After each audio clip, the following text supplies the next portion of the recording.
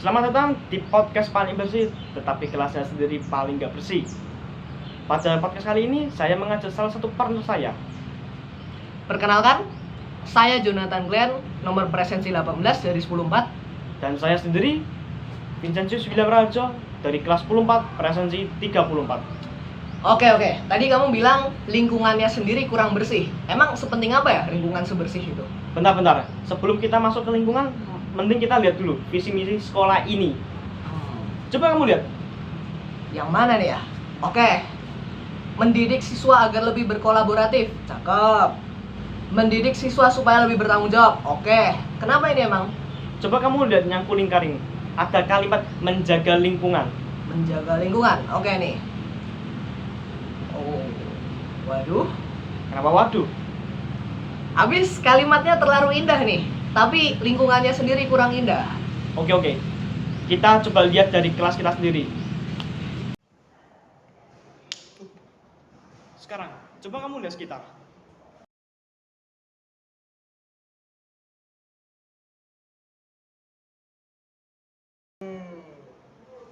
Iya ya, kotor juga sih ya. Kan? Sebenarnya kita tuh punya jadwal piket. Tapi yang piket tidak kelihatan. Alias setan. Waduh, ngeri sih. Tapi kalau menurutku ya, itu nggak sebanding dengan ngerinya visi misi yang nggak dijalanin sih. Bahaya taiki. Tapi sebenarnya visi misi itu tidak bisa dijalankan bukan karena masalahnya di para siswa, tapi dari para pembimbing dan pembuat visi itu sendiri. Emang bener sih kalau tujuannya ditetapkan tapi sendiri pembimbingnya sendiri nggak ngelakuin. Nah, tapi kan kita sendiri ada cleaning service nih. Yang kerja hanya cleaning service, tapi apa guru, lalu siswa, tempat dan pembuat visi itu apakah juga seperti memilah sampah dengan baik, lalu menjaga kebersihan? Kan belum tentu juga. Paling hanya sebagian aja yang memiliki perilaku ekologis. Kalau menurutmu sih, cleaning service itu penting nggak di sini? Kalau menurut gue ya, semakin ada cleaning service, semakin semua guru, siswa itu malas membersihkan. Jadi bagiku lebih baik cleaning service dihapuskan. Dihapuskan ya. Jadi kalau misal pekerjaannya yang seharusnya jadi visi misinya kita digantikan cleaning service, kalau menurutku sih ya, visi misi itu malah sendiri dibuat untuk cleaning service nggak sih? Gimana menurutmu? Bahaya taiki. Kalau dipikir-pikir masuk juga sih, bener juga, nggak salah sih. Jadi visi misi itu tidak diperuntukkan untuk warga sekolah, tapi untuk orang luar alias cleaning service. Anjay, oke, cakep. Tapi kalau misal seperti itu berarti tujuan murid-murid itu apa ya? Diajarkan itu menjaga lingkungan. Mungkin sebenarnya bukan menjaga lingkungan sih, tapi lebih tepatnya mengotori kelas. Waduh. Dan membebani cleaning service. Oke. Kalau menurutmu nih, apa alasannya banyak dari kita tuh yang nggak menjalankan visi dan misi De Brito itu yang tadi menjaga lingkungan dari siswa dan juga guru-guru? Kemungkinannya adalah yang pertama, mereka tuh terlalu mengandalkan cleaning service karena cleaning service sudah disediakan oleh sekolah. Dan mereka sudah mempunyai pikiran bodo amat, udah ada cleaning service ya udah. Tidak mau membersihkan kelas lah, ataupun tidak mau memilah sampah dan lain sebagainya. Dan juga mereka tuh hanya melakukan hal yang bagi mereka menguntungkan, atau seperti mendapatkan nilai tambahan, poin tambahan, seperti itu. Kalau menurutku sih dari aku ya seperti itu. Waduh. Tapi kalau misal seperti yang kamu bilang tadi, kalau misal membersihkan kelas atau membersihkan lingkungan mendapatkan poin, kayaknya menurutku kelas kita udah bersih kinclong deh. Udah lantainya sendiri udah kinclong kayak cermin deh menurutku. Waduh. Terus juga, satu lagi, ada tambahan lagi. Di sini, di sekolah ini ada satu guru yang sangat ekologis. Waduh, siapa ya? Dia terlalu menjunjung tinggi nilai ekologis, tetapi banyak pihak-pihak yang tidak mendukungnya. Dengan arti kata lain, menentangnya. Waduh, kok gitu sih? Bukannya visi misinya De Brito sendiri kan menjaga lingkungan. Bukannya guru ini justru malah jadi satu-satunya orang yang mendukung visi misi ini? Emangnya nggak ada yang lain nih? kalau dari pandanganku sendiri hanya satu guru itu doang. Itu pun dianggap aneh oleh sebagian pihak. Waduh, contohnya kayak gimana nih? Contoh kejadiannya nih, gimana nih? Contohnya simpel sih. Ada satu saat sebelum JB Fest, ada guru itu menyampaikan pendapatnya bahwa sebaiknya tidak perlu digunakan kertas infografis dan hanya menggunakan barcode saja. Karena alasannya guru itu mengatakan hanya menggunakan barcode karena kertas itu ketika sudah selesai JB Fest dan akan dibawa oleh siswa. Nah, kita nggak tahu nih siswa ini akan mendaur ulangnya atau membiarkannya saja. Itu sih. Oke, kalau menurutmu perilaku ekologis seperti itu bagus nggak ya? Seperti kayak nggak menggunakan plastik, sama sekali nggak menggunakan plastik, itu menurutmu gimana tuh? Kalau dari pendapatku pribadi, sikap ekologis itu tuh menurutku bagus, sangat mendukung banget bagi kelestarian lingkungan. Tetapi kalau untuk tidak menggunakan plastik 100%, itu aku kurang setuju sih. Gimana ya? Terus kalau gitu visi misi yang tadi menjaga lingkungan tuh apakah berarti tidak memakai plastik sama sekali? Menurutmu gimana? Kalau dari tanggapanku pribadi, sebenarnya tuh bukan berarti visi misi itu menandakan kita terbebas dari plastik 100%, tidak boleh menggunakan plastik 100%, itu tidak. Oke, tapi kamu pernah nggak sih kepikiran kenapa tuh sekolah tuh mengizinkan kantin menggunakan plastik sebagai penjualannya mereka? Kan juga sekolah aslinya tahu hal ini tuh sebenarnya hal yang salah dan bertentangan dengan visi mereka sendiri. Nah, mereka bisa nggak sih ngasih dukungan gitu bagi kantin kalau misal kantinnya memang tidak mampu? Misal memberikan paper bag atau fasilitas lain lah. Menurutmu gimana tuh? Bentar. Paper bag ya. Jujur, kalau aku sendiri lihat dari kondisi di kantin, itu aku tidak pernah melihat yang namanya paper bag. Apakah itu hanyalah solusi yang diberikan sekolah, tetapi tidak akan pernah terwujud?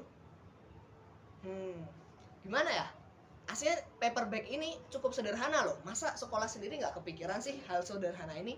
Apa mungkin emang udah bodoh amat gitu sama kondisi lingkungan dan visi misi itu cuma sebagai pajangan doang nih? Di kantin banyak sampah plastik kan? Iya ya. Terus tadi perasaan kamu menekankan suatu hal lagi deh, yang tadi tentang apa? Oh iya, baru ingat. Dan juga kan di kantin tidak ada paper bag kan? Iya ya. Tapi tadi kan aku juga ngeliat tuh ada makanan yang dibungkus sama kertas tuh. Itu kertasnya kan emang berarti mereka udah ada tahap ekologisnya dong. Gimana tuh? Ya nggak gitu juga dong. Kan itu kan kertas dicampur sama plastik. Iya ya. Kalau gitu berarti cuma membohongi diri sendiri dong ya. Secara nggak langsung iya. Waduh, sama aja dong. Terus aslinya tujuannya mereka pakai kertas itu buat apa dong kalau ujung-ujungnya sama kayak plastik? Apa ya? Mungkin cuma buat tataan, mungkin bisa jadi sih. Mencurigakan nih. Apakah ini cuma langkah supaya terlihat sebagai pencitraan saja, atau aslinya sekolah ini benar-benar peduli ya? Gimana ya? Yang tahu hanyalah sekolah. Kita nggak tahu apa-apa. Waduh, kok Bentar. gimana ya? Sebelum kita lanjut, kok suaramu makin kecil ya kayaknya? Pasti perasaan suaramu besar deh. Waduh, iya nih. Kamu lupa nih kita sekarang gimana? Kan kita ada di perpustakaan. Kita ikutin peraturan perpustakaan dong. Bukan kayak sekolah yang nggak mematuhi visi misi. Oh iya, benar. Daripada kita membahas sampah plastik di kantin, coba kamu nyadar nggak sih kalau di kantin itu ada keranjang berisi sampah plastik? Oh, yang warna biru itu ya? Nah, betul. Kenapa ya, Bang? Kalau menurutmu tuh dengan adanya keranjang sampah plastik itu, menurutmu tuh efektif apa enggak buat diletakkan di kantin? Gimana ya? Asalnya kan itu sampah untuk botol plastik doang ya.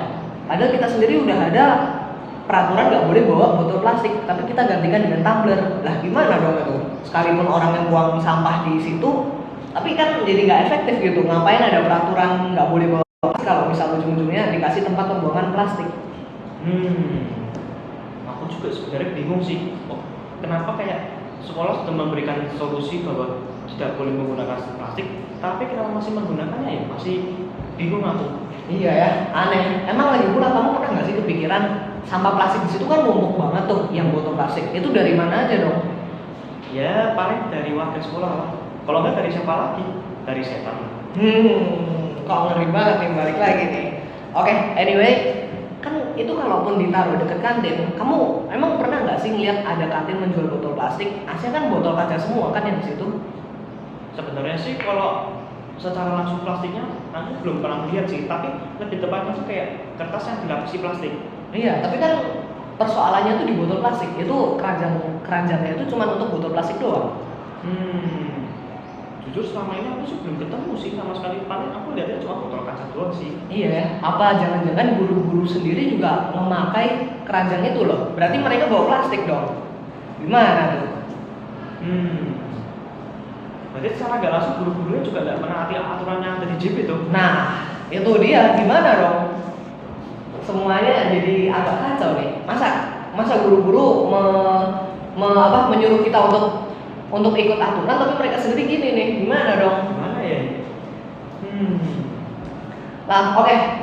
Daripada kita berkonspirasi, juga kita pikirin nih, sampah itu tuh selanjutnya tuh digimanain ya? Yang sampah keranjang itu. Apakah ada pengolahan lebih lanjut, ditaruh di tempat lain atau gimana ya? Kalau dari aku, mungkin bisa jadi ditaruh, kan di sekolah ini kan ada penampungan sampah. Oh, penampungan sampah yang di mana ya? Yang di Laudato Si itu loh. Oh iya, Laudato Si. Kenapa tuh? Ya itu kan tempat penampungan sampah. Tetapi kalau dipikir-pikir, mereka menampung sampah sama dengan menampung dosa-dosa kita tuh. Iya ya. Tapi kalau mereka cuma nampung sampah doang, kenapa mereka mau ngejalanin itu bertahun-tahun loh? Apa mereka udah pasrah karena sifat kita yang seperti itu udah bertahun-tahun? Atau mereka cuma ngejalanin tugas mereka karena mereka dibayar nih? Atau sebenarnya mereka emang peduli sama lingkungan? Menurutmu gimana? Waduh sih, kalau bahaya sih ini sih. Tapi kalau menurutku mungkin dua faktor mungkin. Gimana? Kalau menurutku antara pasrah dan dibayar sih. Dibayar? Kan sekolah ini kan sudah kaya ya, sudah punya uangnya banyak ya, jadi mampu membayar seperti cleaning service dan orang-orang di Laudato Si. Iya ya, masuk akal sih ya. Tapi emang berarti faktornya ini emang nggak jelas banget ya. Sekolah ini aslinya tujuannya apa gitu loh? Balik lagi ke visi misi yang tadi itu untuk apa jadinya dong? Ya berarti visi misinya tidak berjalan dengan baik dong. Bener nggak? Iya. Berarti Ya. visi misinya seperti kayak omong doang, nggak ada solusi, nggak ada hal-hal yang bisa diwujudkan kok. Iya sih, masuk akal tuh. Jadi pembahasan terakhir kita tentang masalah sekolah ini apa ya? Ya kalau menurutku sih